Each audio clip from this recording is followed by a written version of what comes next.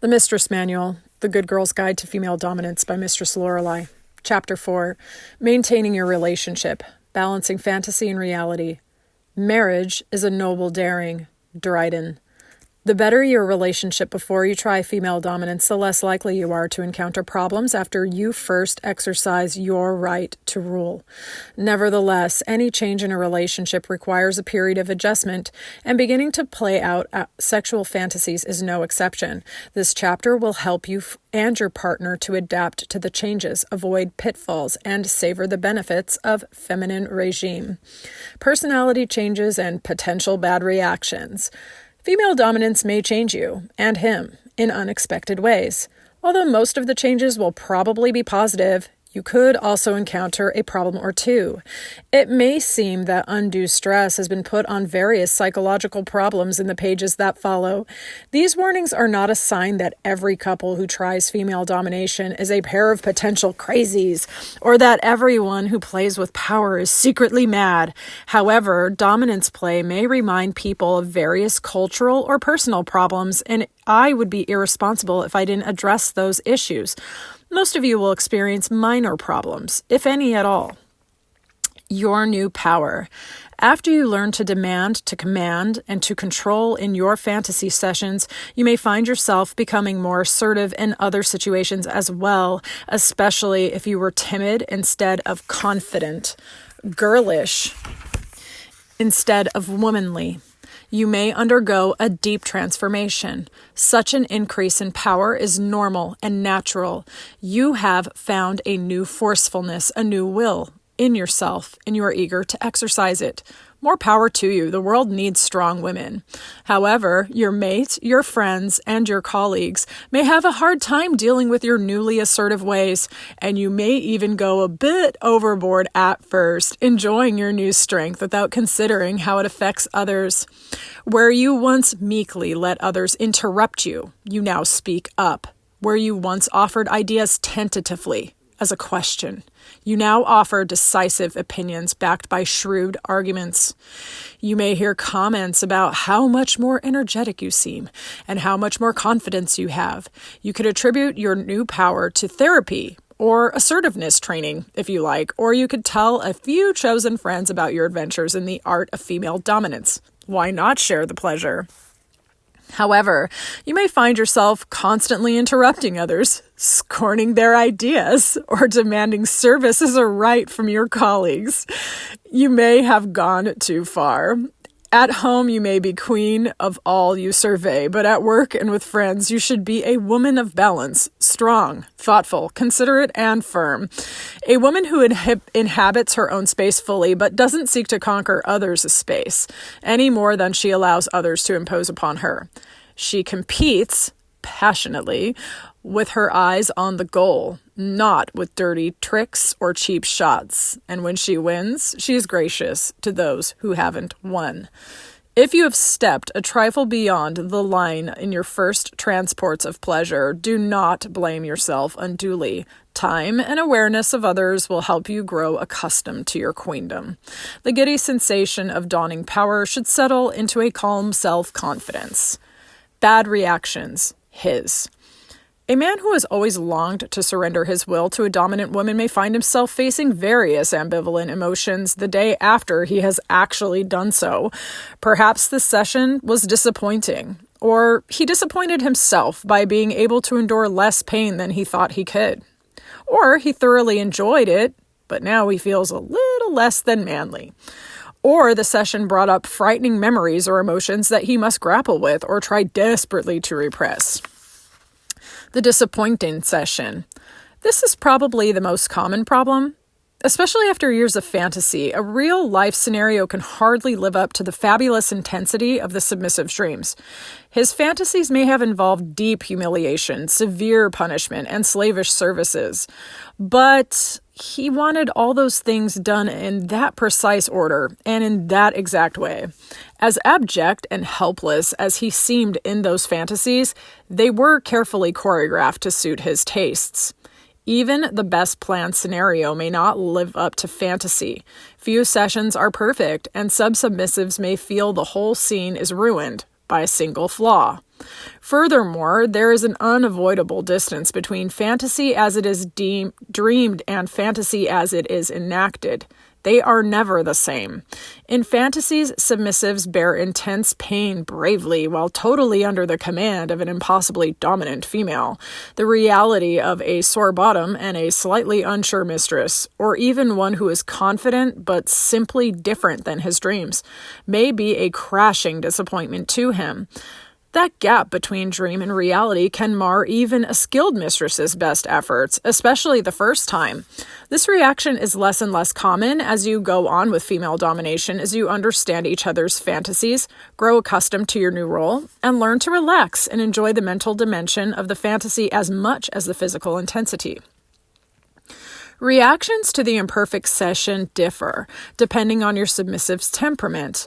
He may become depressed, feeling he will never find the perfect mistress. He may blame you for not living up to his standards, or he may feel simply that your dominant style doesn't mesh well with his needs.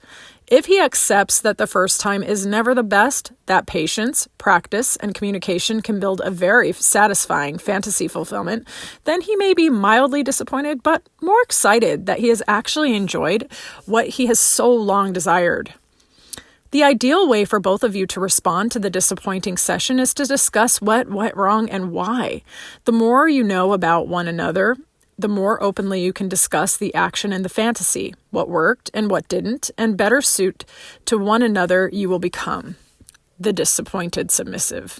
Sometimes the scene will not go smoothly, but the submissive will... sometimes the scene will go smoothly, but the submissive will be disappointed anyway. Not in the session, but in himself. He may have dreamed of taking heavy spankings and then found himself hurting and distinctly unaroused. Instead of gaining a sexual thrill from serving you, he found himself a little bored as he scrubbed out the toilet. Clearly, he hasn't lived up to his own fantasies, or so he thinks. The real problem here is that the two of you aren't engaging the fantasy intensely enough. Merely performing the actions appropriate to dominatrix and slave aren't enough. You must spice them up with fantasy. An inexperienced submissive cannot bear much pain, so you must make him believe that a very mild castigation is the most intense punishment possible. In the context of the fantasy, it is. See Chapter 5 for specific recommendations. Post-submission anxiety. You've gone through a very successful session in which you kept the whip hand the whole time, forcing him into the submission he longed for and giving him, and of course yourself, a spectacular release. Afterwards, he tells you that was the best, better 1,000 times than any fantasy. So why is he anxious, hostile, apologetic, or depressed the next day? Post-submission anxiety generally occurs in a man who is secretly ashamed of his submissive tendencies. He may feel that he has lost or betrayed his manhood by submitting to you. He may feel sorry that he has forced you into doing something he finds shameful, selfish, or low. He may be feeling a sense of disgust that he ever indulged in such practices. He might even be disgusted with you for participating, or angry, or contemptuous. To some extent, you can soothe his anxieties by encouraging him to discuss them and listening calmly while he does. Offer reassurances appropriate to the situation and his feelings. Understand that mixed feelings are common about any sexual experience, much less one as heavily tabooed and emotionally charged as fantasy dominance play. Many people involved in power exchange play have ambivalent feelings about their fantasies and needs. Our society doesn't offer healthy models of that kind of sexuality. Instead, it gives us the image of the Marquis de Sade or Jeffrey Dahmer for male dominance, and every crushed, bleeding, battered wife, see, they really enjoy it or they wouldn't stay, for female submission. And these are considered the natural gender roles. For those who defy the culture's prescribed gender roles, the situation is even bleaker. We have no image at all of female dominance unless you count the desexualizing and vicious attacks on strong women in public life. They're always referred to as ball-busting bitches, and the remedy for their power is rape. Their sexuality is supposed to be expressed entirely by castrating males. If a man wants to be submissive, he is a pussy-whipped Casper milquetoast and no real man at all. Real men dominate women, not submit to them. During the heat of fantasy, it's easy to let the inner desire drown the voices of the censorious. But the next day, the cultural models may come back to haunt you or him. If your submissive male feels ambivalent on the morning after, it's only natural. However, if he tries to reassert his maleness by literally or metaphorically pushing you around, stop him immediately. You cannot get into that kind of game. If necessary, stop playing out your fantasies while you work at the problem. You may want to see a couples counselor or seek individual therapy to help you deal with those anxieties. Flashbacks and bad memories. If anxieties persist or serious depression results from fantasy play, your submissive may be reliving certain painful memories. Many people who are involved in power play exchange had healthy, normal childhoods, but become fascinated with the idea of dominance and submission. Others had the kind of nightmare experiences usually associated with daytime talk show guests. I'm not prepared to discuss whether all dominance submission play is a displacement activity or a Freudian taboo turned ritual or working out of cultural roles or even a product of reincarnation. We just don't know enough to theorize effectively in any way. I'm concerned with practice here, not origins. All I can say is that some people who have dominance and submission fantasies also have other serious power issues, and that acting out the fantasies can awaken those issues. What do you do if he starts having nightmares or becomes seriously depressed or starts having flashbacks? Stop playing and see a competent therapist immediately. Serious warning signs. If he or you starts to show any signs of serious emotional disturbance, get help and get it fast. If one of you becomes violent, depressed, or inappropriately filled with rage, can't stop crying, or can't get up to do anything at all, starts thinking or talking of suicide, get help now. Although very, very few players have ever had such bad reactions, you have to know what to watch out for, just in case. Bad reactions, yours. Your reactions may be similar to his. You could be disappointed in the scene or in yourself or feel anxious over defying the cultural norm. You too could suffer from flashbacks or other intense emotional reactions. The disappointing scene and the disappointed mistress. These two problems go together because your identity as a good mistress is presumably bound up in how well the scene goes. If it doesn't work out perfectly, you may feel totally responsible. After all, you're in charge. You planned it, you were the dominant one, and if you fumbled or your submissive seemed disappointed, you might feel like a failure. If you do, reread the section on his disappointment. Few first or second or third 20th scenes go perfectly smoothly. Remember losing your virginity? That too was probably awkward, painful, embarrassing, or flawed. But that, I hope, didn't stop you from trying again. A fulfilled sexuality, despite MTV and the advertising industry, isn't readily purchased whole, like or in a tube of toothpaste. You have to work at it. Pleasant work, but it does take effort, intimacy, and commitment. So it isn't necessarily your fault, and you shouldn't give up just because you forgot how to fasten his bounds or neglected to give him something he wanted. And if he never told you he wanted it, that's his fault, not yours. Keep discussing fantasies, find out what worked and what didn't, and go on. What about your satisfaction? This is, after all, female dominance, and if you aren't getting what you want from a scene, you need to reevaluate your technique. It helps at first to have an idea of what you do want from any scene. A sense of freedom and power, or lots of stroking and orgasms, or a perfect pedicure. I've done plenty of scenes where I didn't get any orgasms, but I didn't always want them. Sometimes I wanted domgasms, that wonderful rush of power from being able to express the deepest parts of myself with a willing submissive. Post-dominance anxiety. Whatever your personal situation, you were raised in a culture that demands that girls be nice. Dominance isn't nice. Fun, yes. Fulfilling? Absolutely. But not nice.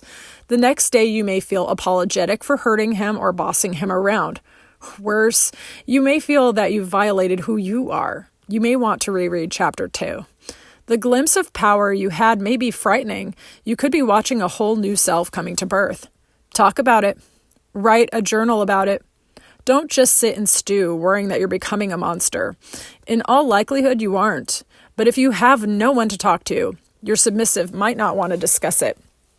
Your friends would be horrified. Find a support group. You are rebelling against all sorts of cultural imperatives by becoming a dominatrix, and you need the support of and help of your sisters. Many cities have a chapter of PEP, People Exchanging Power, or local support groups. Black Rose in Washington, D.C., the Society of Giannis in San Francisco, and the Eulenspiegel Society of New York, for example. You may need to travel to find playgroups and support groups. It's not uncommon for people to drive 4 or 5 hours to attend a gathering. I live in an intensely rural area, and I have to drive for 2 hours north or south to find support. Look for other mistresses' ads in the local free weeklies.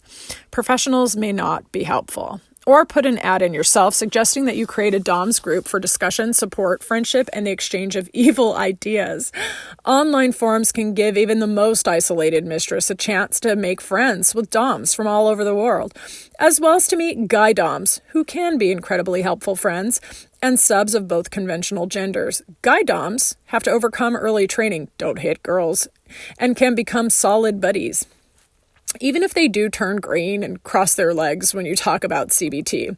Subs of whatever gender and orientation can help convince you that yes, they really do like this. That can be a big help if your sub is not especially communicative. I've known at least one Dom whose experiences with her first sub were so difficult that she thought of giving up. However, when she sought and found support from others, she discovered that there was nothing wrong with her instincts or actions. She was just sadly mismatched with her submissive. Doms tend to feel responsible for everything, and she had blamed herself. Or if you feel you'd like to explore some of these issues in depth, talk to a sympathetic therapist. Flashbacks and bad memories. If your anxieties persist or serious depression results from fantasy play, you may be reliving certain painful memories. Whatever the facts of your childhood, you may have come to associate wielding power with a devastating indifference toward or even active hatred of the less powerful person. In your childhood, that was most certainly you. To find yourself suddenly in the possession of the tormentor can cause an intolerable psychological shift. If you feel this way, get help now. Don't just vow to quit female dominance. You cannot avoid the use of power. At some point, you must face it, and better sooner than later. Serious warning signs. If you start to show any of the signs of serious emotional disturbance, get help and get it fast. If you become violent, depressed, or inappropriately filled with rage, can't stop crying, or can't get up and do anything at all, start thinking of suicide, get help now. Although very, very few players have ever had such bad reactions, you have to know what to watch for just in case. A final note. Despite all the warnings and concerns, I assure you that most people who play dominance games are actually happier with each other than couples who cannot share their deepest desires and needs, whatever they may be. Nevertheless, as a responsible mistress and author, I feel I should let you know about some possible items of concern. Even if one or several of these problems arise between you, you can overcome them if your relationship is strong. After a brief period of adjustment, you should both become comfortable in the new roles, whether you play occasionally or all the time. Changes in your relationship. Just as acting out fantasies may have brought up personal issues of power and dominance, it may also do so with issues between the two of you. The individual changes are bound to affect you as a couple. Honest discussions of the issues and your feelings can help keep your relationship strong. Indeed, the intimacy and trust created between you, as well as your more active role in the relationship, are bound to make the commitment stronger and deeper than ever before. What follows are a list of suggestions for dealing with dominance issues and a list of the benefits female dominance can bring to your relationship. Dealing with dominance issues. Some suggestions. Keep dominance in its place. Female dominance is a wonderful game, but it has its limits. You and your mate must decide what they are. Some couples use it as an occasional spice, a few times a year. Others prefer to play monthly or weekly while maintaining a vanilla sexual life or exploring other fantasies, even including male dominance. Many couples enjoy full-time female dominance, but they're beyond the scope of this book. The two of you should decide early on approximately how often you want to have scenes and what your signal should be to communicate that desire. You must keep dominance games in their place in another way. Never use a discipline session to work out a problem in your relationship or take your anger out on your submissive. If you have a conflict in the relationship, work it out by talking about it. Don't get it mixed up with the sexual games unless you've already negotiated the right to punish. Stay safe, sane, and consensual. The watchword for dominance submission play has always been that it is safe, sane, and consensual. Keep to those principles. Don't take stupid risks or do things you know are dangerous. Keep other emotional problems out of the dungeon and never play unless both participants are willing. Either of you has the right to say no to dominance play, just as you may say no to any other sexual contact, and never bring in unwilling or unwitting partners or witnesses to your games. That's a species of psychological rape. Honor your commitment. Always treat one another with respect. Don't mock your partner's fantasies the day after a session or tell your best friend about your activities without your mate's consent. Yes, I've said you should find people you can share your experiences with, but you must honor the privacy of what you do together. Talk to your mate before you talk to others. Communication is the key to a good relationship. And you should always be able to discuss everything together, from the awkward feelings occasionally arising from a scene to daring new fantasies. The more intimate you become, the better your sessions will be, and vice versa. In the exhausted, satisfied moments after you've achieved a release and ended a scene, you may tap into deep emotions you've never shared with anyone else. You can share them now with your partner. Relax. Despite all the warnings, female dominance is a game, and a wonderful one. Enjoy and relax. Don't expect it to be perfect. Just enjoy the pleasures of command, of stepping beyond your ordinary boundaries and becoming another person. Your submissive should relax too. The scene may not be exactly what he dreamed of, but then if he wanted to lose control, not to keep it. He should just let go and feel the intoxicating freedom of utter submission. The benefits of female domination. A clean house. A recent survey indicated that 61% of women would rather see a man do housework than dance naked. They would also rather be married to Danny DeVito, a Danny DeVito lookalike who did the dishes, than a Robert Redford lookalike who didn't. You can use his fantasies of submitting to a female tyrant not only for mutual sexual satisfaction, but also to keep the house looking spotless. If you loathe housework and he gets an erotic thrill from running the vacuum, I'd say you have the ideal partnership. A more equal relationship. Partly because he's doing more of the housework, your relationship will become more equal when you begin to practice feminine rule.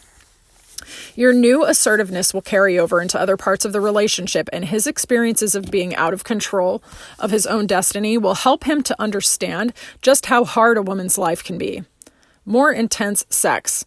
Even an occasional dose of fantasy can serve to keep your sexual flames burning bright. As a careful, loving mistress, you'll get to know all the most sensitive spots of your lover's body, a knowledge you can turn to good use when you're having more conventional sex.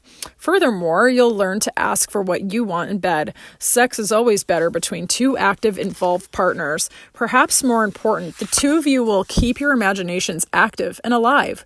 Boredom kills sexual desire faster than anything else, except sheer physical exhaustion. Deeper trust.